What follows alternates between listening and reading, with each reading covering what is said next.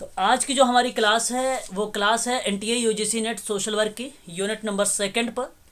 और unit number second में अगर हम लोग बात करें आज समाज कार्य में, तो सिलेबस में लिखा हुआ है कि समाज, मानव व्यवहार और समुदाय। यहीं आप लोगों से जो सिद्धांत वगैरह है साइकोलॉजी के, जो थ्योरी वगैरह जेबी वर्सन, पावलाव और बीएफ स्किनर, कोहलर, कोहलबर्ग के बारे में जो आप पढ़ते हैं, ये यूनिट नंबर सेकंड से ही प्रश्न बनाए जाते हैं, इसी यूनिट से। तो मानव व्यवहार के बारे में, समाज के बारे में और समुदाय के बारे में हम लोग यूनिट नंबर सेकंड में देखेंगे। और आज का जो हमारा टॉपिक होगा समाज शास्त्रीय संकल्पनाओं पर आधारित होगा, यानी सोशोलॉजी कॉन्सेप्ट पर आधारित होगा, जहां हम लोग बात करने वाले हैं आज सामाजिक संरचना पर, फिर सामाजिक संस्थाएं, सामाजिक समूह, सामाजिकरण, सामाजिक नियंत्रण तथा सामाजिक परिवर्तन पर। हम शुरुआत करते हैं सामाजिक संरचना से। देखेंगे सामाजिक संरचना में क्या क्या चीज़ें इसमें शामिल की जाती। कोई बताना चाहेगा सामाजिक संरचना कहते किसे हैं? किसी को मालूम है इस चीज़ को? बताएं अगर किसी को पता है तो। सामाजिक संरचना सर, सामाजिक संरचना का मतलब होता है कि हम्म सर एक ऐसे चलिए अच्छा। मनुष्य का एक ऐसा ग्रुप जो जहाँ आपस में प्रतिक्रिया ओके, तो अगर हम बात करते हैं सामाजिक संरचना के बारे में, तो ध्यान रखिएगा सामाजिक संरचना जो होती है, सामाजिक संस्थाओं और संस्थागत रिश्तों के जो पैटर्न होते हैं, उन पैटर्न का एक संगठित समूह होता है जो एक साथ समाज की संरचना करते हैं। और सामाजिक संरचना सामाजिक संपर्क का एक उत्पाद है और इसे सीधे निर्धारित करता है। तो वहीं सामाजिक संरचनाएं अप्रशिक्षित पर्यवेक्षक को तुरंत दिखाई नहीं देती है, और सामाजिक संरचनाएं, ध्यान रहें, वे हमेशा मौजूद रहती है और समाज में मानव अनुभव के सभी आयाम को प्रभावित करती है। उसे सामाजिक संरचना कहते हैं। और सामाजिक संरचना के 3 स्तर होते हैं। एक होता है आपका सूक्ष्म, एक आपका होता है स्थूल, और एक होता है आपका मेसो। तो माइक्रो और मिक्रो और मेसो, ये 3 ऐसे स्तर होते हैं सामाजिक संरचना पर। मैं अभी बात करने वाला हूं आप लोगों से सामाजिक संरचना का माइक्रो स्तर क्या होता है। लेकिन यहाँ सामाजिक जो संरचना होता है वो समाज का उपयोग करते हैं, तो वे आम तौर पे सामाजिक संस्थान और संस्थागत संबंध के पैटर्न सहित मैक्रो स्तर पर सामाजिक बलों का उल्लेख किया जाता है। जहां सामाजिक संस्थान में परिवार आता है, धर्म आता है, शिक्षा आती है, मीडिया, कानून, राजनीति, अर्थव्यवस्था, यह शामिल किया गया है। और वहीं सामाजिक संस्थान और संस्थागत संबंधों के पैटर्न सहित जब मैक्रो स्तर की सामाजिक बल का उल्लेख करते हैं तो उसे हम बोलते हैं सामाजिक संरचना।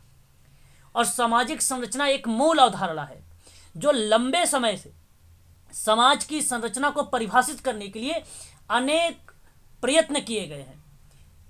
अगर हम बात करते हैं यहाँ पे हर्बर्ट स्पेंसर के बारे में, आप देखिए समाजशास्त्र में सबसे पहली बार, ध्यान रखेंगे आप सभी लोग, देखिए यहाँ से फैक्ट के रूप में भी प्रश्न काफ़ी ज़्यादा पूछे जाते हैं। अगर हम बात करते हैं सबसे पहली बार, तो हर्बर्ट स्पेंसर ने सामाजिक संरचना शब्द का प्रयोग अपनी पुस्तक प्रिंसिपल ऑफ, इसको ऑफ कहेंगे, सोशोलॉजी, एक किताब है इनकी प्रिंसिपल ऑफ सोशोलॉजी, जो सन 1985 में इन्होंने सामाजिक संरचना शब्द का प्रयोग किया था। याद रखेंगे हर्बर्ट स्पेंसर का नाम, काफ़ी ज़्यादा इंपॉर्टेंट नाम है ये, ध्यान रखेंगे आप सभी लोग। लेकिन स्पेंसर ने संरचना को बहुत स्पष्ट नहीं कर पाए थे, जो कि सामाजिक संरचना शब्द को लेकर विविध विद्वानों में मतभेद था। लेकिन लगभग सभी इस बात से सहमत हैं कि सामाजिक संरचना का तात्पर्य होता है सामाजिक निरंतरता से, और निरंतरता का मतलब होता है सतत, सामाजिक सततता से तथा पुनरावृत्ति से। इसका सामाजिक संरचना का मीनिंग बनता है। सामाजिक संरचना का मीनिंग या तात्पर्य या अर्थ निकाले जाए तो सामाजिक निरंतरता होता है। ध्यान रखना आप सभी लोग।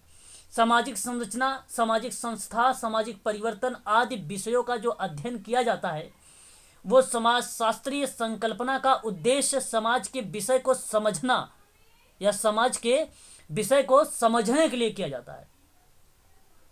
हर्बर्ट स्पेंसर ने समाज की संरचना पर प्रकाश डालने वाला प्रथम विचारक है ये, और ये 1985 में प्रिंसिपल ऑफ सोशियोलॉजी की किताब में कहा है। अगर हम बात करते हैं प्रारंभ में स्ट्रक्चर शब्द की, अंग्रेजी भाषा से लिया गया है, जिसका अर्थ बनता है भवन की संरचना, जिसका अर्थ बनता है भवन की संरचना, या आप कह लीजिए बनावट से। 16वीं शताब्दी तक इसका अर्थ बदल गया। इसे किसी वस्तु के विभिन्न घटकों के बीच परस्पर संबंधों के संदर्भ में किया जाने लगा। तो ध्यान रखिएगा आप सभी लोग, यहाँ पे हर्बर्ट स्पेंसर एक फैक्ट है, इसी फैक्ट को आप लोग ध्यान रखिएगा, जो कि एग्जाम में आप लोगों से फैक्ट से भी प्रश्न बनाया जाएगा आप लोगों से, किसने क्या कहा है। ठीक है, दुर्खिम ने भी परिभाषित किया है, लेकिन उनका उतना ज़्यादा सफल नहीं रहा है, असफल हुए हैं। और हर्बर्ट स्पेंसर सफल रहे हैं, इसलिए हर्बर्ट स्पेंसर जो है फेमस रहे हैं इसमें। ठीक है, सामाजिक संरचना में। हाँ बताएं सर, थोड़ा सा आप अपना वॉल्यूम बढ़ा दीजिए प्लीज। हर्बर्ट स्पेंसर क्या बात कर रहे हैं? एक मिनट, मैं थोड़ा सा वीडियो स्टॉप करता हूँ। हर्बर्ट स्पेंसर एक जीव वैज्ञानिक, समाजशास्त्री, प्रसिद्ध पारस्परिक उदारवादी राजनीतिक सिद्धांतकार है। तो नोट करिए, उदारवादी, ठीक है, उदारवादी और राजनैतिक सिद्धांतकार है। ठीक है, हर्बर्ट स्पेंसर। और इनकी किताब जो रही सबसे ज़्यादा फेमस वो रही प्रिंसिपल ऑफ सोशियोलॉजी, अत्यधिक मतलब सबसे ज़्यादा जो है फेमस रही है। और इनको जो है पुरस्कार 1902 में साहित्य में नोबल पुरस्कार से इनको जो है सम्मानित किया गया था। ये आप थोड़ा सा ध्यान रखेंगे। ठीक है, और अगर हम बात करते हैं तो एक किताब थी, आप ध्यान रखिएगा, वो चार्ल्स डार्विन की थी। हालांकि डार्विन यहाँ पे नाम नहीं आएंगे क्योंकि उनकी किताबों से ये प्रेरित थे। तो उनकी किताब का नाम था ऑन द ओरिजिन ऑफ स्पीज। ठीक है, ये किताब थी। और बाद में प्रिंसिपल ऑफ बायोलॉजी एक किताब इन्होंने प्रस्तुत किया था। और इन्हीं किताबों से जो है अगर हम बात करते हैं हर्बर्ट स्पेंसर के बारे में, तो हर्बर्ट स्पेंसर जो है प्रेरित हुए। तो हालांकि ये नहीं पूछेगा कि किस किताबों से प्रेरित हुए हैं, ये सब नहीं पूछा जाता है एग्ज़ाम में, और ना ही ये चीज़ें आएगी। ठीक है, याद रखिएगा हर्बर्ट स्पेंसर का। और हर्बर्ट स्पेंसर का जो सिद्धांत था सामाजिक डार्विनवाद पर आधारित था।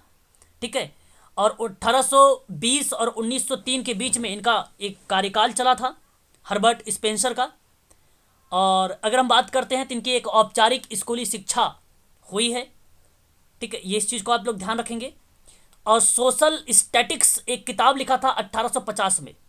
सोशल स्टैटिक्स ये थोड़ा सा सोशल वर्क के स्टूडेंट के लिए इम्पोर्टेंट है। सोशल स्टैटिक्स किताब 1850 में लिखी थी हर्बर्ट स्पेंसर ने। तो इस चीज़ को आप लोग ध्यान रखिएगा। और द स्टडी ऑफ सोशोलॉजी एक किताब लिखी थी, द स्टडी ऑफ सोशोलॉजी किताब लिखी थी, और वो किताब आई थी 1873 में। और प्रिंसिपल ऑफ सोशोलॉजी आपको मालूम है कि 1885 में आई थी। इस चीज़ को आप ध्यान रखेंगे। ठीक है, इतनी बातें आप हर्बर्ट स्पेंसर से याद रखना। अगर एग्जाम में पूछे कि विकासवादी सिद्धांत किसने प्रतिपादित किया है, विकासवादी सिद्धांत, तो नोट कर लीजिए हर्बर्ट स्पेंसर। ज्ञान की पद्धति उसके इस विश्वास पर टिकी थी कि संपूर्ण विश्व और उसमें मानव के स्थान को समझने की मूल अवधारणा विकास की थी। उन्होंने इस चीज के बारे में चर्चा किया था, तो विकास का सिद्धांत दिया था। बस इतनी चीजें आप लोगों को यहां से ध्यान रखना होगा हर्बर्ट स्पेंसर से लेकर। सर एक बार ये बुक का ईयर बता दीजिए। हाँ, एक बुक का नाम आप लिख लीजिए, प्रिंसिपल, अभी भी मैंने आपसे बताया प्रिंसिपल ऑफ सोशोलॉजी की। और एक का नाम मैंने बताया है आपको सोशल स्टैटिक्स 1850 में। इसको आप ध्यान रखिएगा, हर्बर्ट स्पेंसर की। ठीक है, ठीक है। एक किताब का नाम मैंने अभी और आपसे बोला है, द स्टडी ऑफ सोशोलॉजी 1873 में। इस किताब का नाम भी नोट कर लीजिए। ठीक है, आगे बढ़िए। जिस प्रकार से हमारे शरीर की संरचना होती है, जो कि हमारे शरीर के अंग जैसे हाथ, पैर, पेट, नाक, कान आदि से मिलकर बनती है, ठीक उसी प्रकार से सामाजिक संरचना का तात्पर्य समाज की इकाइयों की क्रमबद्धता से होता है। सामाजिक इकाइयां जैसे कि समूह, समिति, संस्थाएं, परिवार, सामाजिक प्रतिमान आदि की क्रमबद्धता को सामाजिक संरचना कहा जाता है। ठीक है, याद रखना, समूह, समिति, संस्थाएं, परिवार, समाज का प्रतिमान की क्रमबद्धता को सामाजिक संरचना कहा जाता है। बहुत ही सिंपल है, सरल है।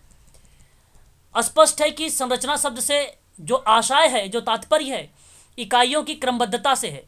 इकाइयों का एक ऐसा प्रतिमानित संबंध जो अपेक्षाकृत स्थिर होता है, संरचना कहलाता है। और हम हमारे चारों ओर की वस्तुओं की संरचना को भली भांति समझ सकते हैं। उदाहरण के तौर पर आप एक मकान की संरचना को ले लेते हैं। जैसे कि अगर आपको मालूम है कि ईंट, चूना, सीमेंट आदि से मकान की संरचना होती है, ठीक उसी प्रकार से ही सामाजिक संरचना भी बनती है। अगर मकान में से ईंट, चूना, सीमेंट आदि को अलग अलग कर दिया जाए तो मकान की संरचना नष्ट हो जाती है। और दुर्खिम ने सामाजिक तथ्यों के कुल योग को ही सामाजिक संरचना माना है। तो देखिए यहाँ पर एक इंपॉर्टेंट फैक्ट, ये आपके यूजीसी के लिए इंपॉर्टेंट है कि दुर्खिम ने सामाजिक तथ्यों के कुल योग को सामाजिक संरचना माना है।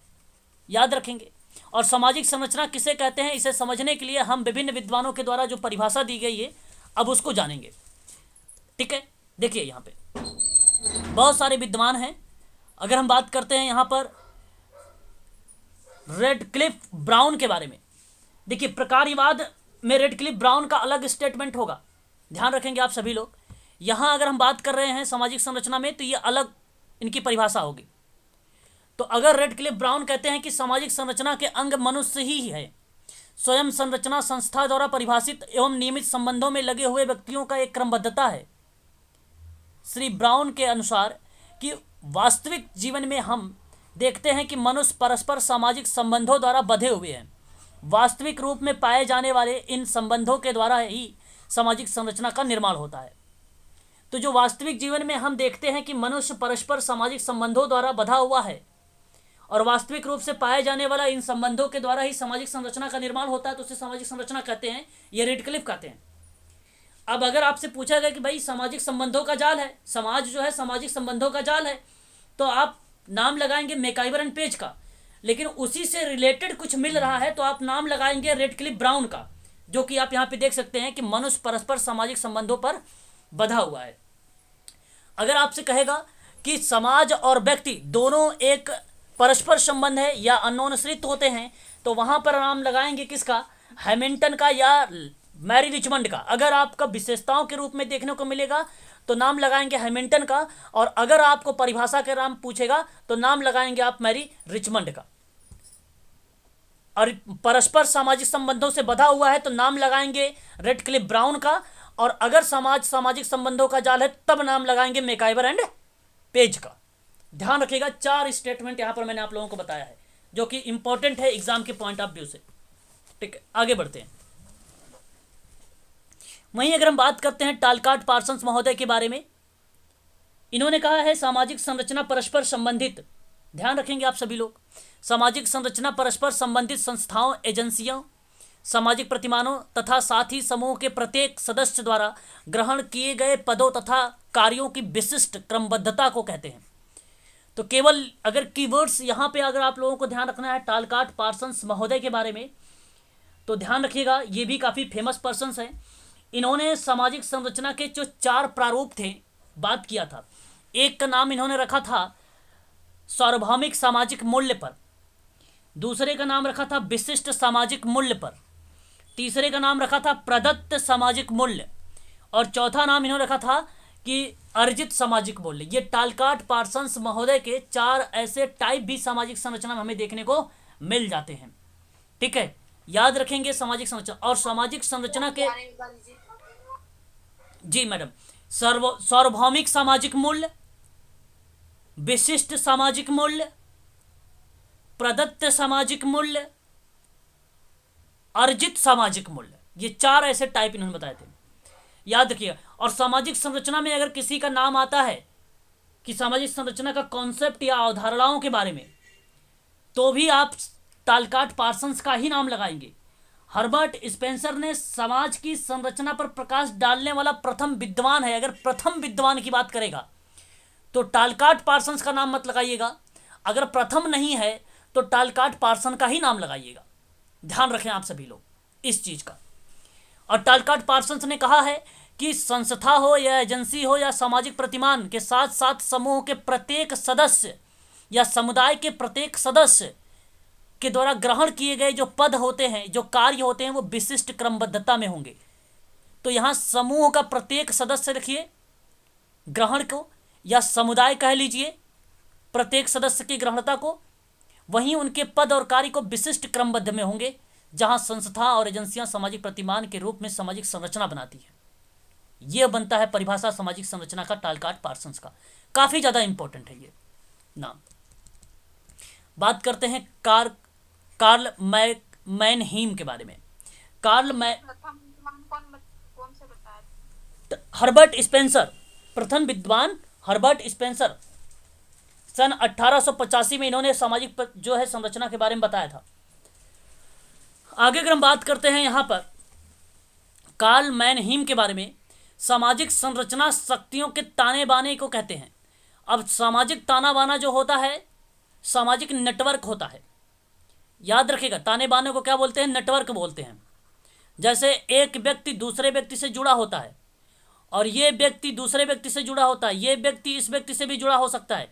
तो यहाँ पे एक नेटवर्क बना है और यही सामाजिक संरचना शक्तियों के ताने बाने को कहते हैं, जिसके फलस्वरूप अवलोकन और सोने विचारने के तरीके या ढंग विकसित करता है, तो वो सामाजिक संरचना कहलाती है। कीवर्ड्स याद रखिए, केवल सामाजिक ताना बाना कार्ल मैनहीम का नाम आएगा, ध्यान रखेंगे। और ब्राउन का नाम आता है वहां पे जहां मनुष्य परस्पर सामाजिक संबंधों द्वारा बंधा होता है, रेडक्लिफ ब्राउन का नाम आता है।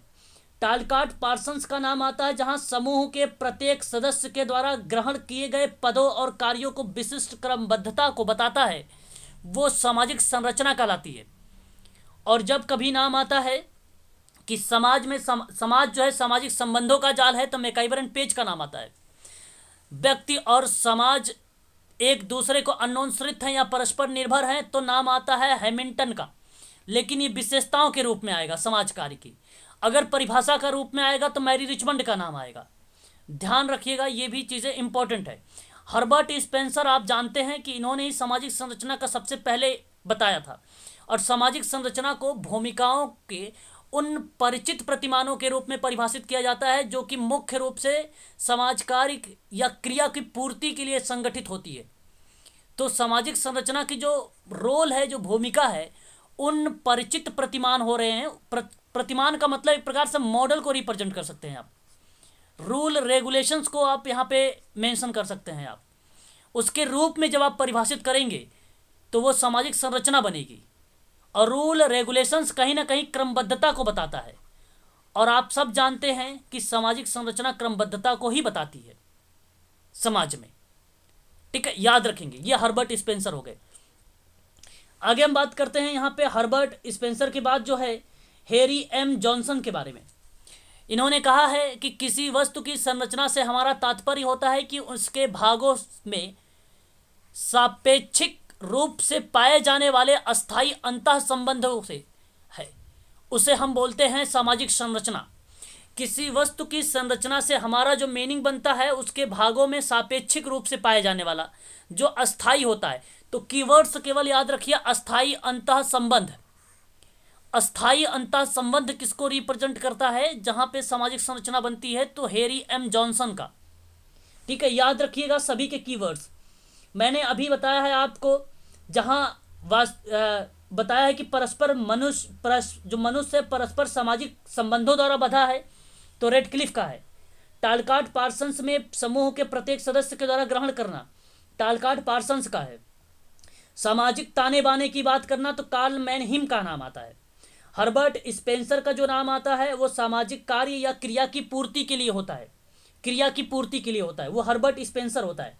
सर स्थायी अंतर संबंध मतलब जैसे फिक्स होते हैं, ये सब इस तरह से ना सर? जो व्यक्ति के अंतः संबंध हैं, जो अंतः संबंध मतलब रिलेशंस जो व्यक्ति के हैं वो फिक्स हैं संरचना में, वो चीज़ें बनी हुई हैं, वो अस्थाई हैं और वो क्रमबद्ध में हैं। तो वो चीज़ें बताई जाती है कि ये समाज की संरचना है। जो समाज में रूल है वो फिक्स है कि अगर आपने रेड लाइट को क्रॉस किया तो आपके ऊपर फाइन लगेगा, ठीक है, ये फिक्स है। तो अंतः संबंध है, तो इसको बताता है हैरी एम जॉनसन, ठीक है, याद रखें ये अस्थायी अंतः संबंध होता है। तो ये सामाजिक संरचना होती है। वहीं अगर हम बात करते हैं नेडल के अकॉर्डिंग, तो नेडल ने कहा है कि सामाजिक संरचना के अध्ययन से हम समग्र का मतलब होता है संपूर्ण, अच्छा लिखा हुआ है, समग्र या संपूर्ण वस्तु के अंतर्गत विभिन्न अंगों के अंतः संबंध या क्रमबद्धता का अध्ययन करते हैं। यहाँ समग्र को याद रखिए, एक याद रखिएगा, समग्र का मतलब होता है एक समग्र चिकित्सा, और समग्र चिकित्सा को इंग्लिश में कहा जाता है गेस्टाल्ट थेरेपी। और गेस्टाल्ट थेरेपी अगर नाम आता है कि किस बंदे ने दिया है तो ध्यान रखिएगा, पल्स एक महोदय हैं और इनकी पत्नी का नाम है लॉरा, और इनका पत्नी का नाम है लॉरा, याद रखेंगे सभी लोग। इनके द्वारा ये दिया गया है गेस्टाल्ट थेरेपी। तो गेस्टाल्ट से याद हो, गेस्टाल्ट का मतलब होता है समग्र, याद रखना समग्र का जो संपूर्ण, जहाँ सामाजिक संबंध या क्रमबद्धता का अध्ययन की बात कर रहा है संपूर्ण को, तो उन्होंने बताया है नेडल। किसकी परिभाषा है ये? नेडल की परिभाषा है। बस सिंपल चीज़ें हैं, आप याद रखिए। मैकाइवर एंड पेज कहते हैं कि समूह निर्माण के विभिन्न तरीके जो संयुक्त रूप से सामाजिक संरचना के जटिल प्रतिमान का निर्माण करते हैं। सामाजिक संरचना के विश्लेषण में सामाजिक प्राणियों की विभिन्न प्रकार की मनोवृत्तियों तथा रुचियों के कार्य प्रकट होते हैं। तो केवल यहाँ पे मैकाइवर एंड पेज ने तो हालांकि बोला है कि समाज सामाजिक संबंधों का जाल है, इस बात से सहमत रहना। साथ ही साथ इन्होंने कहा कि विभिन्न प्रकार की जो मनोवृत्तियाँ होती हैं, जो एटीट्यूड होते हैं, वो रुचियों के कार्य को प्रकट करते हैं। तो कहीं ना कहीं सामाजिक संरचना बता रहे हैं। ये क्या बता रहे हैं? सामाजिक संरचना बता रहे हैं। तो याद रखिएगा, मनोवृत्ति और रुचि, यहाँ पे रुचि के जो कार्य प्रकट हो रहे हैं उसको बताया है सामाजिक संरचना मैकाइवर एंड पेज ने। अगर हम बात करते हैं यहाँ पे सीए कोजर महोदय के बारे में, कोजर महोदय के बारे में पढ़ाएंगे अभी हम इसी यूनिट में, प्रकार्यवाद को लेकर इन्होंने किस तरीके से संघर्षवाद में क्या बात इन्होंने अपने विचार को दिया है, सीए कोजर ने और रोजनबर्ग ने। तो यहाँ पे अगर हम बात करते हैं, इन्होंने कहा सामाजिक संरचना का जो तात्पर्य है, जो संरचना का मतलब बनता है, सामाजिक इकाइयों की तुलनात्मक स्थिर और प्रतिमानित बना है। यहाँ प्रतिमानित होगा, प्रतिमानित संबंधों से बना है, ठीक है। तो स्थिर और प्रतिमानित जो संबंध है वो सीए कोजर और रोजनबर्ग के अकॉर्डिंग कहा गया है संरचना को, ठीक है। ये चीज़ भी आप ध्यान रखेंगे, हालांकि इतना इंपॉर्टेंट नहीं है ये। क्लियर हो गया? तो सामाजिक संरचना की ये थी परिभाषाएं। सामाजिक संरचनाएं के अंतः संबंधित समस्याएं, एजेंसी, सामाजिक प्रतिमान के साथ ही समूह के प्रत्येक सदस्य द्वारा प्राप्त स्थितियों का जो भूमिकाएं होती है वो विशेष व्यवस्था को ही हम लोग सामाजिक संरचना कह देते हैं, ठीक है। सामाजिक संरचना अंतः क्रियाशील सामाजिक तत्वों का ताना बाना है जिससे विचारक और पर्यवेक्षक ढंग से विकास भी होता है। ये सामाजिक संरचना होती है, ठीक है। तो इस चीज को आप लोगों को ध्यान रखना है। आगे बढ़ते हैं आगे। तो यहाँ पे नाम आता है टालकाट पार्सन्स के अकॉर्डिंग कि सामाजिक संरचना परस्पर संबंधित संस्था, एजेंसी, सामाजिक प्रतिमानों तथा समूह के प्रत्येक सदस्य के द्वारा ग्रहण किए गए पदों और कार्यों को विशिष्ट क्रमबद्धता को कहते हैं सामाजिक संरचना। तो ये टालकाट पार्सन्स के अकॉर्डिंग है, ठीक है। यहाँ पे अगर हम बात करते हैं इग्गन के अनुसार भी, तो आप देख सकते हैं परिभाषा फोर्टस के अकॉर्डिंग भी, मैकाइवर एंड पेज के अकॉर्डिंग भी है, कार्ल मैन हिम के अकॉर्डिंग भी परिभाषा यहाँ पे लिखी गई है, लेवी स्टॉस के अकॉर्डिंग लिखा गया है, रेडक्लिफ ब्राउन के अकॉर्डिंग लिखा गया है, गिब्सन जो है गिन्सन वर्ग के अकॉर्डिंग भी परिभाषा बताई गई है। तो आप इसको देख लेना, बाकी जो मैंने ऊपर बताया है अभी को आप लोगों को वही परिभाषा इंपॉर्टेंट है, उसको खास कर आप लोग जो है ध्यान में रखना, ठीक है। ये पीडीएफ में अभी क्लास समाप्त होने के बाद आप लोगों को जो है प्रोवाइड कर दूंगा, ठीक है। आगे देखते हैं हम लोग अब एलिमेंट के बारे में थोड़े से, सामाजिक संरचना के क्या क्या एलिमेंट है, क्या क्या इसके तत्व हैं। ये इसी को कहा जाता है कंपोनेंट के रूप में, घटक के रूप में भी कहीं कहीं इसको जाना जाता है, याद रखेंगे। अब आपको पता होगा कि सामाजिक संरचना में मानव स्वयं को समिति और संस्थानों में किसी उद्देश्य या उद्देश्यों की प्राप्ति हेतु संगठित करते हैं, जहां लक्ष्य की प्राप्ति तभी हो सकती है जब सामाजिक संरचना कुछ नियम पर आधारित हो। जब नियम और रूल रेगुलेशंस होंगे ही नहीं तो सामाजिक संरचना बनेगा ही नहीं, है ना। तो सामाजिक संरचना का अगर बनाना है तो उसके लिए हमें कुछ तथ्यों को ध्यान रखना पड़ेगा। जैसे यहाँ पे अगर हम बात करते हैं तत्वों में, तो आपके सामने एक सामाजिक परिस्थिति है अब सामाजिक परिस्थिति सामाजिक संरचना की सबसे छोटी इकाई मानी जाती है और यही परिस्थिति दो प्रकार की होती है। एक होती है प्रदत्त परिस्थिति, एक होती है अर्जित परिस्थिति। और प्रदत्त परिस्थिति से एक बार MPPSC जो 23 जनवरी को एग्ज़ाम हुआ था, आप लोगों को बता दूं, उसमें एक क्वेश्चन पूछ लिया था प्रदत्त परिस्थिति से। मालूम है आप लोगों को? नहीं? कितने लोग दिए थे MPPSC का एग्ज़ाम बताइए। प्रदत्त परिस्थिति नहीं पता? चलो मैं बताता हूं। देखिए ध्यान से सुनिए आप सभी लोग। जब इन्होंने सामाजिक परिस्थिति के बारे में बात किया गया तो सामाजिक परिस्थिति को दो भागों में डिवाइड किया गया। एक को बताएगा प्रदत्त परिस्थिति, और समाज में कुछ ऐसी स्थितियां होती हैं जो व्यक्ति के गुण पर ध्यान दिए बिना उसको सोता ही प्राप्त हो जाती है। सोते ही प्राप्त मतलब एक प्रकार से अगर हम बात करते हैं, वो जन्मजात विकृत, एक प्रकार से जन्मजात स्थिति होती है वो। तो यह परिस्थितियां व्यक्ति को किसी परिवार विशेष में जन्म लेने या वंश परंपरा आदि के कारण ही प्राप्त हो जाती है। और जैसे अगर मैं कहूँ, रोने के लिए बच्चों को सिखाया नहीं जाता है, सोने के लिए बच्चों को सिखाया ही नहीं जाता है कि नहीं? तो कुछ चीज़ें ऐसी हैं जो जन्मजात उसे मिल जाती है। बात समझ में आ रही कि नहीं समझ में आ रही है? बच्चे को उस समय प्रदान की जाती हैं जबकि उसके व्यक्तित्व के बारे में समाज को कुछ जानता ही नहीं। तो समाज में परिस्थितियां पहले से ही मौजूद हैं जो नवीन बच्चे या जो नवीन जन्म लेने वाले प्राणी को प्रदान कर दी जाती है। विश्व के सभी समाजों में परिस्थितियां पाई जाती हैं, परिस्थितियां जो है उसमें पाई जाती हैं। तो लिंग भेद, जहां लगभग सभी सांस्कृतिक में स्त्री और पुरुष की स्थितियों एवं भूमिकाओं में परस्पर पाया जाता है, उसको लिंग भेद कहते हैं। आयु भेद में, नातेदारी में, ठीक है, जाति प्रजाति में, जन्म में, ये सभी जगहों पर जो है प्रदत्त परिस्थितियां पाई जाती हैं। और प्रदत्त परिस्थितियां का निर्धारण, ध्यान रखें, लिंग भेद, लगभग सभी संस्कृतियों में स्त्री और पुरुष की स्थितियां एवं भूमिकाओं में अंतर पाया जाता है।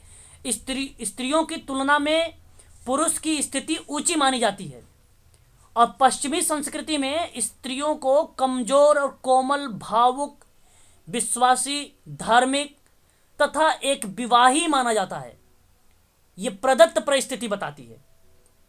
और आयु भेद में अगर हम बात करते हैं तो योग की भारतीय आयु भेद में निश्चित एवं स्पष्ट शारीरिक लक्षण हैं, किंतु आयु एक परिवर्तनशील तथ्य है जो विश्व की सभी संस्कृतियों में आयोग के आधार पर परिस्थिति भेद पाया जाता है। तो आयु का विभाजन शिशु, बालक, युवा, प्रौढ़, वृद्ध आदि तरह से किया जाता है। तो आयु भेद भी परिस्थिति दिखाती है, सामाजिक परिस्थिति दिखाती है। वहीं नातेदारी की बात करते हैं तो व्यक्ति को नातेदारी के आधार पर भी अनेक स्थितियां प्राप्त होती हैं। तो एक व्यक्ति का अपने माता पिता और रक्त संबंधियों से संबंध होता है, तो उनसे संबंधित होने के कारण ही वह अपने परिस्थिति प्राप्त करता है या अपने परिस्थिति प्राप्त कर लेता है। तो नातेदारी से संबंधित परिस्थितियां प्रदत्त होती हैं क्योंकि हम हमारे माता पिता एवं भाई बहन का चयन करते हैं। ऐसी कंडीशन पर जन्म, व्यक्ति का जन्म किस परिवार, जाति अथवा प्रजाति में हुआ है, उस आधार पर भी परिस्थितियां का निर्धारण हो जाता है। शाही घराने का है या उच्च जाति में है तो इससे भी प्रदत्त परिस्थितियां होती हैं। एक है जाति एवं प्रजाति। तो भारत में जाति व्यक्ति की स्थिति निर्धारण का एक प्रमुख आधार है, जहां पे ऊंची जातियों में जैसे ब्राह्मण, क्षत्रिय, वैश्य में जन्म लेने वाले स्थितियां सुदृढ़ और अछूत जातियों में जन्म लेने वाले ऊंची समझी जाती हैं। और इस प्रकार की काली एवं पीली प्रजाति की तुलना में गोरी प्रजाति के लोगों को सामाजिक स्थिति ऊंची मानी जाती है। अमेरिका में काली प्रजाति के लोगों को अनेक सामाजिक एवं राजनीतिक अधिकारों से वंचित रखा गया है, यह आपको पता होना चाहिए। अमेरिका में कोई भी निग्रो अमेरिका का राष्ट्रपति नहीं बन सकता, है ना। तो ये प्रदत्त, आपके सामने प्रदत्त हैं ये सारी चीज़ें। परिस्थितियां। सर बने ना बराक ओबामा। हाँ, बराक ओबामा नहीं, बराक ओबामा। हालांकि ये जो स्थितियां मैं बता रहा हूं आप लोगों को, अमेरिका में कोई भी नीग्रो अमेरिका, ठीक है, बात ये नीग्रो अमेरिका, काले की जो मैं बात कर रहा हूं तो नीग्रो अमेरिका की बात कर रहा हूं, ठीक है। हाँ इस सर, अभी निग्रो अमेरिका को पिछले 1 साल पहले भी वैसे स्टिमुलेट किया गया था, उसका वायलेशन किया गया था, उसको मारा गया था पुलिस के द्वारा। अच्छा, तो इस चीज को आप लोग जो है ध्यान रखेंगे। मैं आपको बता दूं कि एमपीपीएससी में एक बार एग्जाम अभी जो 23 जनवरी को हुआ था, आपको एग्जाम में प्रश्न बनाया था कि ऐसी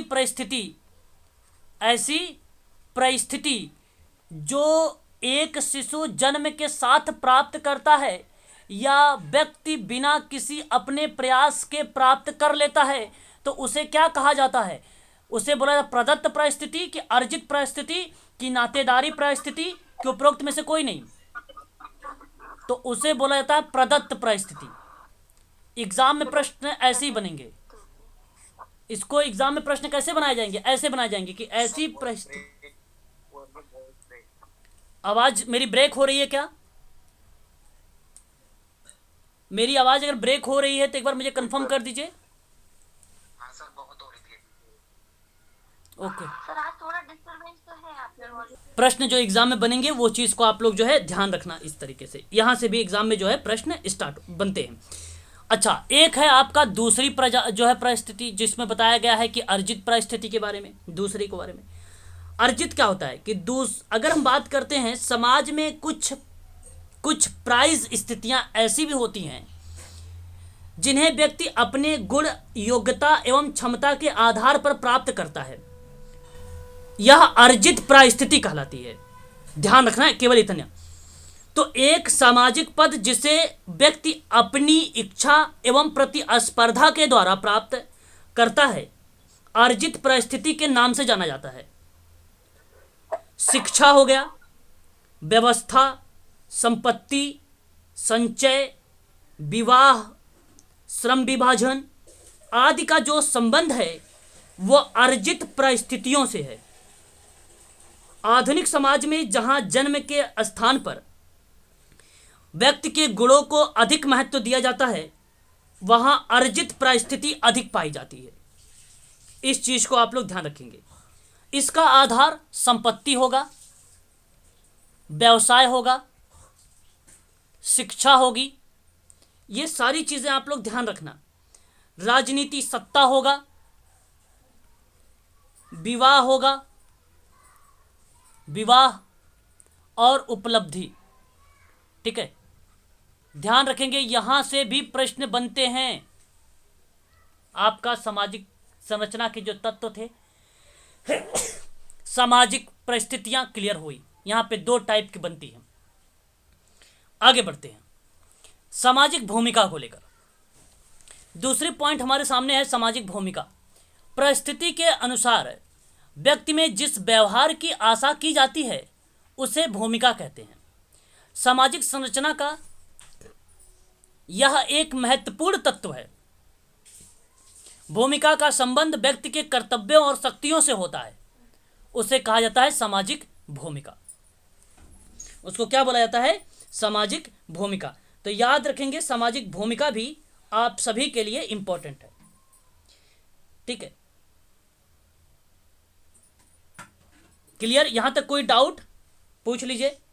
सामाजिक भूमिका या सामाजिक परिस्थिति, कोई भी अगर डाउट है तो पूछ लीजिए। सर, प्रदत्त स्थिति नहीं समझ में आई और अर्जित भी, उसको भी थोड़ा सा समझा दीजिए। Okay sir, okay, very good. इसी तरीके से पूछा करें आप सभी लोग। जैसे सर को समझ में नहीं आया, ठीक है। देखिए सर, आप मेरी बात को ध्यान सुनिएगा। देखिए, जो परिस्थिति होती है कहती है कि किसी समूह में अपने आयु, लिंग, परिवार, वर्ग, व्यवसाय, विवाह, प्रत्याशा आदि के कारण जो चीजें प्राप्त होती हैं उसको परिस्थिति कहते हैं। और वही परिस्थिति आपके 2 भागों में डिवाइड है। एक है प्रदत्त और एक है अर्जित। ठीक है। और प्रदत्त परिस्थिति होती है वो, समाज में कुछ ऐसी स्थितियां हैं जो आप जानते हैं, जो व्यक्ति के गुण पर ध्यान दिए बिना उसको देखा जा सकता है, हमें देखने को मिल जाता है। और प्रदत्त परिस्थिति बेसिकली वो व्यक्ति में इन्वॉल्व होती है पहले से, वो पहले से होती है, इन्वॉल्व रहती है। अगर हम बात करते हैं जैसे जन्म का मतलब क्या है?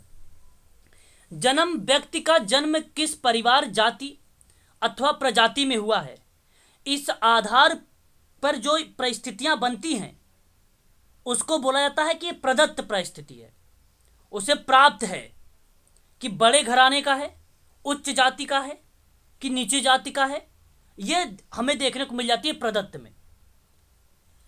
उसी तरीके से जाति प्रजाति में भी हमें देखने को मिल जाता है ये प्रदत्त प्रजाति।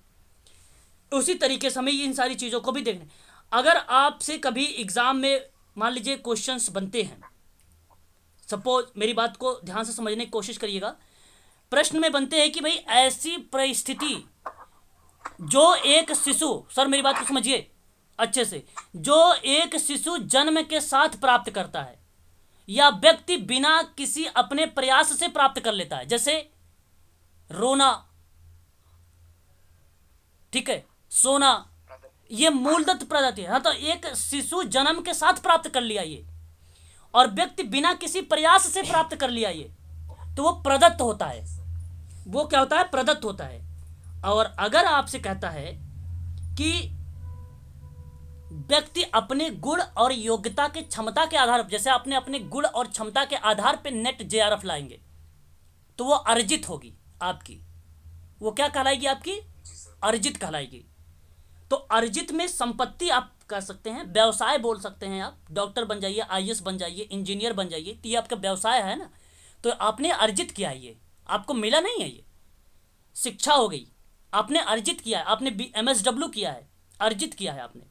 राजनीति सत्ता है आपने, तो राजनीतिक अधिकार प्राप्त व्यक्ति के परिस्थिति को ऊंची बनाती है, तो ये आपने अर्जित किया है। आपने विवाह किया है, पति पत्नी माता पिता अन्न परिस्थिति जैसे, ठीक है, ये सारी चीजें अर्जित है, उपलब्धि आपने किया है। धार्मिक, सामाजिक, राजनीतिक, शैक्षणिक, आर्थिक, खेल कूद आदि में आप श्रेष्ठ रहे हैं, ऐसे क्षेत्र में आपने काम किया है, तो आपने उपलब्धि प्राप्त की है, इसलिए ये अर्जित है। अब तो समझ में आ गया होगा सर, बताएं? जी सर बिल्कुल। चलिए बहुत बढ़िया, आगे बढ़ते हैं। आगे हम देखेंगे आदर्श नियम। एक आदर्श नियम भी है सामाजिक तत्वों में, इसको आदर्शात्मक प्रणाली भी कहा जाता है। आदर्शात्मक प्रणाली समाज के सामने कुछ आदर्शों एवं मूल्यों को रखती है, ठीक है, और व्यक्ति इन मूल्यों के प्रति भावनात्मक लगाव अनुभव करने लगता है। तो यहां पे सामाजिक संरचना का एक महत्वपूर्ण आदर्श नियम है, जहां हमारा व्यवहार आदर्श नियमों द्वारा निर्धारित होता है कि नहीं? तो कुछ आदर्श एवं मूल्य को रखती है, व्यक्ति इन मूल्यों के प्रति भावात्मक लगाव अनुभव करने लगता है। संस्था हो या समिति को इन मूल्यों के अनुसार अंतः संबंधित किया जाता है, तो व्यक्ति समाज द्वारा स्वीकृत आदर्श नियमों के अनुसार भूमिका का निर्वहन करने लगता है, तो आदर्शात्मक प्रणाली कहलाती है वो, और आदर्शात्मक प्रणाली ही आदर्श नियम कहलाती है। तो जहां पर हमारा व्यवहार आदर्श नियमों द्वारा निर्धारित होता है, उसको हम बोलते हैं आदर्श नियम। बस ये तत्व है, एक एलिमेंट है, ठीक है ना, याद रखेंगे। तो ये थे आपके जो है कुछ इंपॉर्टेंट सामाजिक संरचना के तत्व। अब हम देखेंगे सामाजिक संरचना में कुछ उसकी विशेषताओं को। सामाजिक संरचना की विशेषताएं, जैसे सामाजिक संरचना एक अमूर्त होती है, सामाजिक संरचना दिखाई नहीं देती है, अमूर्त। मूर्त का मतलब दिखाई देना, और अमूर्त का मतलब क्या होता है? जो दिखाई ना दे। वेरी गुड, जो दिखाई ना दे आपको, वो अमूर्त होता है। शाबाश, इस चीज को आप लोग जो है ध्यान रखेंगे। अच्छा, आगे अगर हम बात करते हैं, इसी के अंतर्गत में और भी विशेषताएं हमें देखने को मिल जाती हैं, ठीक है। उसमें अगर हम बात करते हैं, तो यहां पे अगर हम चर्चा करें, सामाजिक संरचना का निर्माण अनेक उप संरचनाओं के द्वारा होता है। सामाजिक संरचना की विभिन्न उप संरचनाएं परिवार, नातेदारी, समूह, जाति, वर्ग, आर्थिक, राजनैतिक, धार्मिक संस्थाएं आदि होती हैं। तो ये भी एक प्रकार की सामाजिक संरचना की विशेषताएं होती हैं। सामाजिक संरचना के क्रमबद्धता पाई जाती है। सामाजिक संरचना समाज के बाल स्वरूप को प्रकट करती है। सभी इकाइयां जैसे जाति, धर्म, परिवार, विवाह आदि की जो संरचना होती है उसके प्रतिमानों को प्रकट करती है। सामाजिक संरचना अमूर्त का कहने का मतलब ये है कि जो साकार ना हो, निराकार, देह रहित, अप्रत्यक्ष सामाजिक संबंधों के आधार पर सामाजिक संस्थाएं सामाजिक प्रतिमान तय करते हैं, तो वो बताते हैं अमूर्त को। और सामाजिक संरचना का निर्माण अनेक उप संरचनाओं से होता है, छोटी छोटी संरचनाओं से होता है। तो वो सामाजिक संरचना जहाँ पे आर्थिक, राजनीतिक, धार्मिक, नातेदारी, परिवार, वर्ग, उप संरचनाएं, ये बनता है सामाजिक संरचना की विशेषता बताती है। सामाजिक संरचना क्रमबद्धता में पाया जाता है, मैं पहले से बताते चला आ रहा हूँ। सामाजिक संरचना बाल स्वरूप को प्रकट करता है, जहाँ पे सभी इकाइयाँ जैसे जाति, धर्म, परिवार, विवाह आदि संरचना का एक प्रतिमान के रूप में प्रकट होता है, वो सामाजिक संरचना की विशेषता बताता है। तो याद रखेंगे आप लोग। और भी चीजें हैं जैसे सामाजिक प्रक्रियाएं, जैसे सहयोग, प्रतिस्पर्धा, संघर्ष आदि सामाजिक संरचना का एक महत्वपूर्ण पक्ष है। प्रत्येक समाज की संरचना एक विशिष्ट प्रकार की होती है। दूसरे शब्दों में प्रत्येक समाज की एक संस्कृति होती है, आपको मालूम है, जो कि दूसरे समाज की संस्कृति से भिन्न होती है। और सांस्कृतिक विभिन्नता के कारण विभिन्न सामाजिक संरचनाओं में भी अंतर पाया जाता है। उदाहरण के तौर पे अगर हम बात करें तो भारतीय सामाजिक संरचना रूसी, चीनी, जापानी, अमेरिकी सामाजिक संरचना से भिन्न है। ठीक है, तो ये भी एक प्रकार की सामाजिक संरचना की विशेषता है। समाज अगर हम बात करते हैं सभी सामाजिक संरचना की इकाइयों में, तो पद, स्थान समाज के पूर्व निर्धारित होते हैं और इन्हें एक दूसरे के स्थान पर बदला या प्रतिस्थापित नहीं किया जा सकता है, क्योंकि अस्थाई होता है। आप लोगों ने देखा भी है अस्थाई अंतः संबंध, आपने देखा भी है परिभाषा के रूप में। ठीक है, तो इस चीज को आप लोग ध्यान रखेंगे। ठीक है, आगे बढ़ते हैं। एक ये बाल स्वरूप को प्रकट करती है, मतलब कैसे, मतलब समझने में। देखिए, एक मिनट, बाल स्वरूप मतलब ये छोटी छोटी चीजों से मिलकर बना हुआ है, इसलिए। एक मिनट। हाँ, यहाँ पे देखिए क्वेश्चन पॉइंट नंबर 7, यही ना इकाई, कौन से पॉइंट पे था ये बाल स्वरूप? 4th नंबर पे। 4th number, okay madam. हाँ, देखिए कह रहा है कि सामाजिक संरचना समाज के बाल स्वरूप को प्रकट करती है। वेरी गुड, एक क्रमबद्धता को दर्शाती है, स्वरूप को प्रकट करती है। उसको आप बाल्यावस्था, फिर किशोरावस्था, फिर युवावस्था, फिर प्रौढ़ावस्था, इस तरीके से एक समाज के बाल स्वरूप को प्रकट करती है। एक जिस तरीके से अवस्थाएं चलती हैं क्रमबद्धता से विकास में, ठीक उसी प्रकार से सामाजिक संरचना भी एक क्रमबद्धता से चलता है, एक विकास के रूप में चलता है, उसके स्वरूप में चलता है। ठीक है, इस चीज को प्रत्येक समाज की संस्कृति भिन्न भिन्न होती है और संस्कृति द्वारा जो निर्धारित प्रतिमान है, जो भिन्नता होने के कारण संरचना भी भिन्न भिन्न होती है।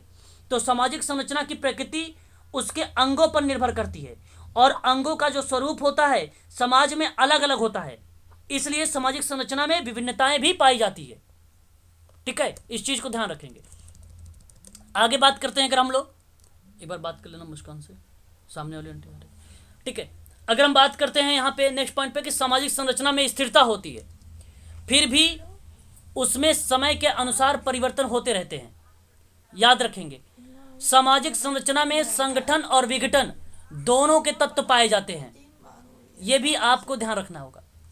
अगर हम बात करते हैं सामाजिक संरचना की विभिन्न इकाइयों पर, तो उस इकाइयों में परस्पर संबंध पाया जाता है और इन इकाइयों में संबंधों का निर्धारण सामाजिक नियम, मूल्य प्रतिमान और आदर्श द्वारा होता है। उसको बोलते हैं सामाजिक संरचना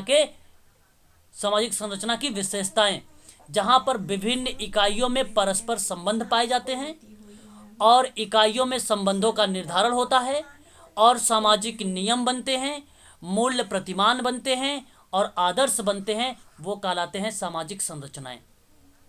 ठीक है, याद रखिएगा आप सभी लोग। आगे बढ़ते हैं।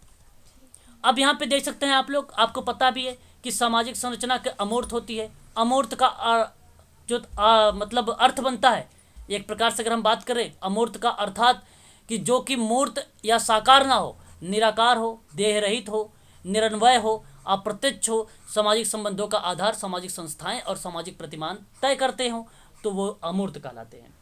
अगर हम बात करते हैं सामाजिक संरचना में अनेक उप संरचनाएं मिलकर बनती हैं, ये भी आपको पता हो चुका है। हाँ, सामाजिक संरचना में हमें समाज के बाहरी स्वरूप का ज्ञान होता है। संरचनाओं की इकाइयां परस्पर संबंधित होकर एक ढांचे का निर्माण करती हैं, ये भी आपको पता है, ये सामाजिक संरचना है। जैसा कि सामाजिक संरचना के अर्थ में ऊपर कहा जाता है कि सामाजिक संरचना की इकाइयों की क्रमबद्धता होती है, और सामाजिक संरचना में इकाइयों का महज संयोज नहीं बल्कि एक विशिष्ट क्रम संरचना का स्वरूप निर्धारित होता है, और इसी क्रम के अभाव में संरचना कायम नहीं हो पाती है। तो ये सभी के सभी जो पॉइंट हैं, ये विशेषताओं के रूप में हम देखने को में मिल रहे हैं। ठीक है, तो इतने पॉइंट्स हैं, आप लोग इसको देख लीजिएगा एक बार कि सामाजिक संरचना में और क्या क्या चीज़ें उसकी विशेषताएं देखने को हमें मिल सकती है। आगे हम बात करते हैं सामाजिक संरचना में भी तो कुछ प्रमुख स्वरूप हैं सामाजिक संरचना के। अब इन्हीं स्वरूपों के बारे में अगर हम बात करते हैं तो उसको हम प्रकार के रूप में भी जानते हैं, कहीं कहीं इसको प्रकार भी कहा जाता है। और ये प्रकार के रूप में अगर हम पढ़ते हैं इसको, तो सामाजिक संरचना में तो टालकाट पार्सन्स का नाम आता है, एक नाम आता है सार्वभौमिक सामाजिक मूल्य, और वे मूल्य जो सभी पूरे समाज में पाए जाते हैं और समाज के सभी सदस्यों पर लागू होते, वो सार्वभौमिक सामाजिक मूल्य कहलाते हैं।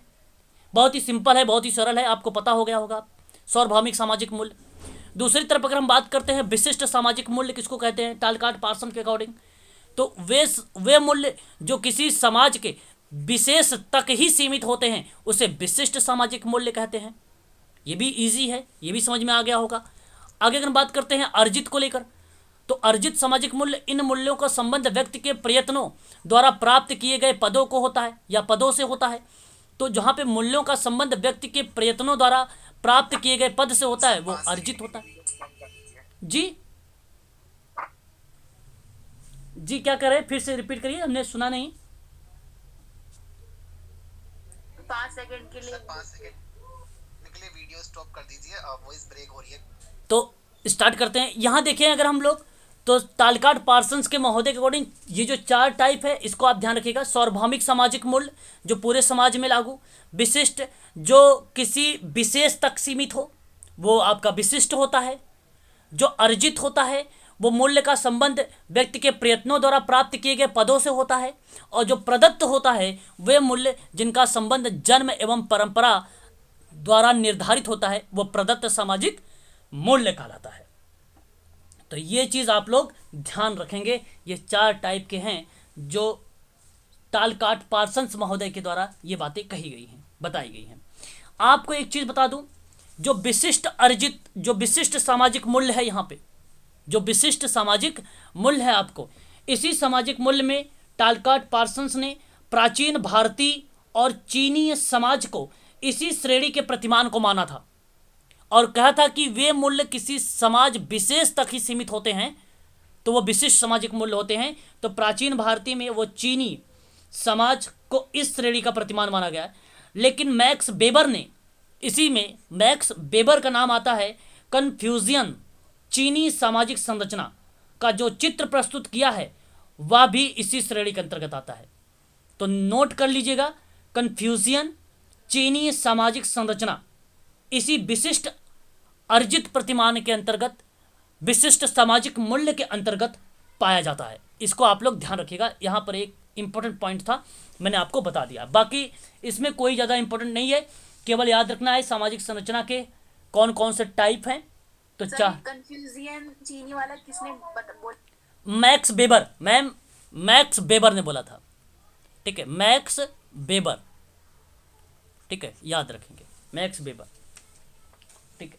तो ये चीज़ें हैं, आप इसको ध्यान रखिएगा। आगे बढ़ते हैं और नेक्स्ट पॉइंट।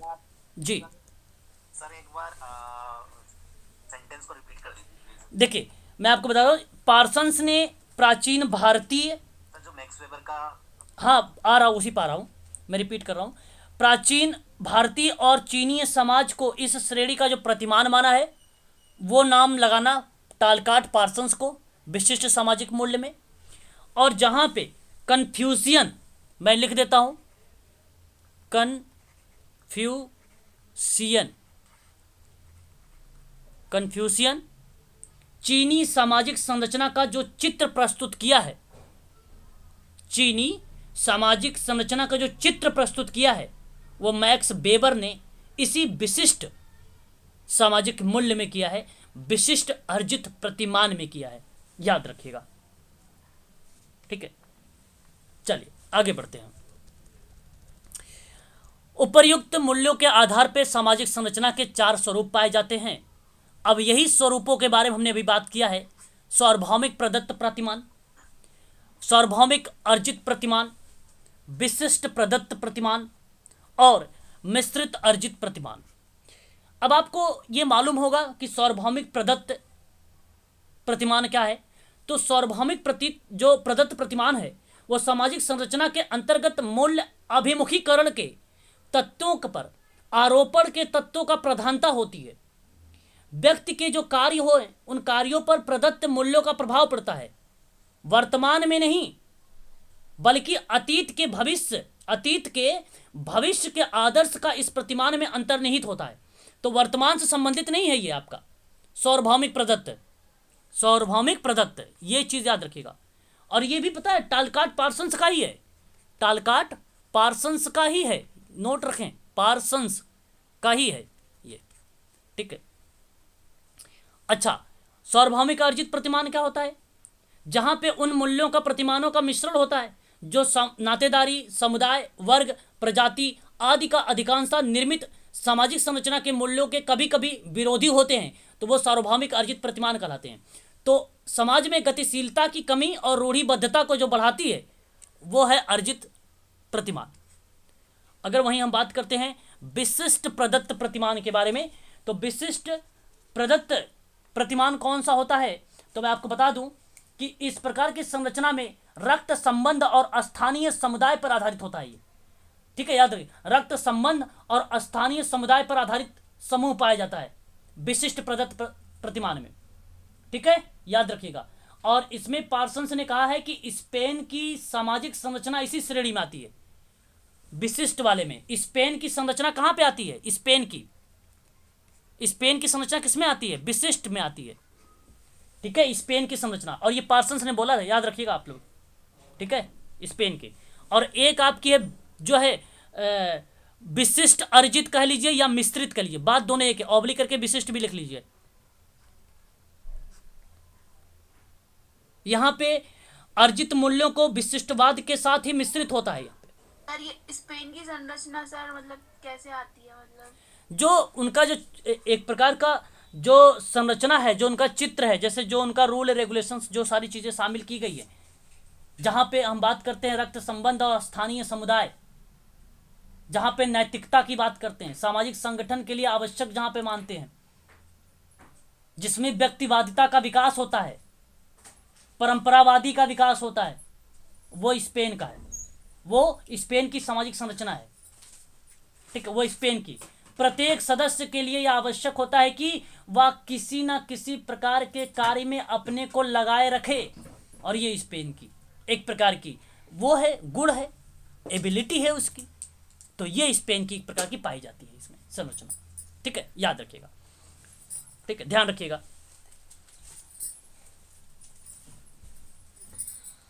ठीक है, चलिए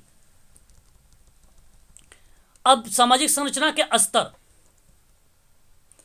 हैरी एम जॉनसन के अकॉर्डिंग 2 स्तर होते हैं, एक प्रकारात्मक उप प्रणालियां होती है, एक संरचनात्मक उप प्रणालियां होती हैं। तो ये नाम याद रखिएगा, हैरी एम जॉनसन। ठीक है, तो ये आपका प्रकारात्मक उप प्रणालियां और संरचनात्मक उप प्रणालियां हैं। ठीक है, याद रखेंगे। आगे बात करते हैं, यहाँ पे किताब के बारे में बात करें अगर हम लोग, देखिए पांडे, एस पांडे की किताब, संदीप पांडे इनको कहा जाता है, नाम संदीप पांडे। तो आप ध्यान रखिएगा, सोशोलॉजी एक किताब है, ये किताब इनके द्वारा लिखी गई है, इतनी इंपॉर्टेंट नहीं है। बोटोमोर काफ़ी ज़्यादा important, very very most important, star लगाइएगा। टीबी बोटोमोर ने 1972 में सोशोलॉजी, ठीक है। और यहाँ पे अगर हम बात करते हैं a guide to problems and literature Bombay, तो ये बोटोमोर की एक किताब है 1972 का, ये आप ध्यान रखिएगा, ठीक है। और ये इतना इंपॉर्टेंट नहीं है, सोशोलॉजी करके था, यहाँ पे कोई इंपॉर्टेंट नहीं है। और शर्मा रामनाथ का ये भी कोई इंपॉर्टेंट नहीं, छोड़ दीजिए। बाकी यहाँ पे सबसे ज़्यादा इंपॉर्टेंट एक ही किताब है, इसको ध्यान रखिए। बाकी एक आध बार आप इसको सीन कर लेना, लेकिन एग्ज़ाम में कोई पूछा जाएगा तो यही बोटोमोर का ही पूछा जाएगा, यही पूछा जाता है, ये एग्ज़ाम में आता भी है। ठीक है, याद रखेंगे। ठीक है, तो आज के लिए हम लोग इतना ही रखते हैं। सामाजिक संस्था हम लोग कल स्टार्ट करेंगे, ठीक है ना।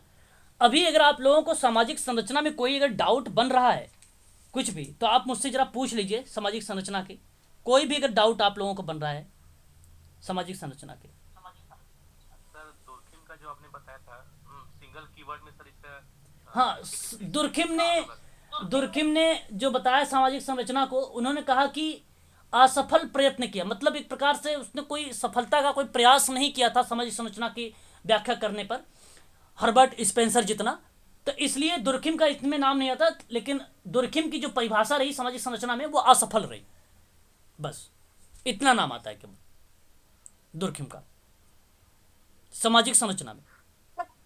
सर स्पेंसर की आपने 4 बात करते हैं हर्बर्ट स्पेंसर का, ठीक है मैडम। तो देखिए, सबसे पहले हर्बर्ट स्पेंसर ने प्रस्तावना बताया था, प्रस्तावना, ठीक है, प्रस्तावना।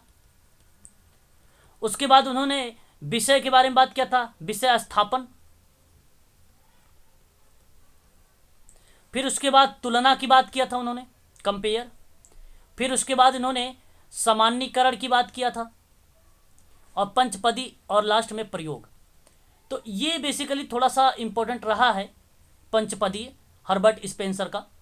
और इन्होंने हर्बर्ट स्पेंसर का जो स्मृति का स्तर रहा था शिक्षण लेवल पर, तो उसके प्रतिमान बताए थे इन्होंने इस चीज़ को। आप इसको थोड़ा सा ध्यान रखेंगे, ठीक है। किस कॉन्सेप्ट में था ये सर, ये पंच? ये बेसिकली मनोवैज्ञानिक सिद्धांतों पर आधारित था, और ये विधि थी एक पंचपदी जो शिक्षण क्रमबद्धता को रिप्रेजेंट करती थी। शिक्षण के लिए? हाँ, शिक्षण क्रमबद्धता को रिप्रेजेंट करती थी ये, ठीक है, पंचपदी, ठीक है ना। पंचपदी विधि के रूप में इसको जाना गया था, ठीक है। अब आपको बता दूं, ये जो 5 स्टेप थ्योरी है हर्बर्ट स्पेंसर की, बेसिकली योजना विधि बताती है। ये किसको? योजना विधि को बताती है। किसी चीज़ को अगर आपको बच्चों को पढ़ाना उड़ाना है, लर्निंग वगैरह करानी है, तो इस चीज़ को ध्यान रखना पड़ता है। हर्बर्ट स्पेंसर की ये पंचपदी विधि जो थी इसी पर आधारित थी, बस, ठीक है।